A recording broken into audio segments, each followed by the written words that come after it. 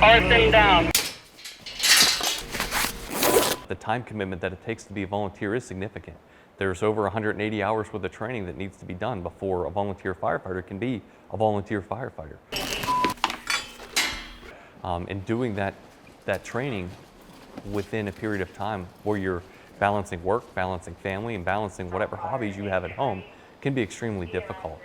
Pennsylvania's first responders offer their time and risk their lives to protect people and property, but they're facing incredible challenges in recruiting and retaining volunteers.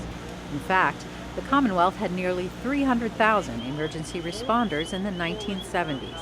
Today, there are only about 37,000, leaving the possibility of a day when a 911 call goes unanswered. There's a lot of ways to give back to the community, but for me, doing it through the fire department has been very rewarding, and I thoroughly enjoy it. But I'm getting older.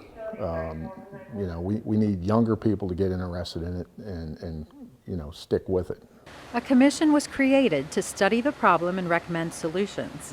When we finished up our SR6 commission work, a lot of the firefighters and first responders said to me, don't let this report be written and then put on a shelf somewhere with no action taken on it.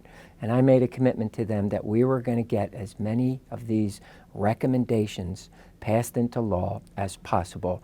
Over the past 2 weeks, the House made good on its promise to help our fire and EMS personnel by passing more than a dozen bills.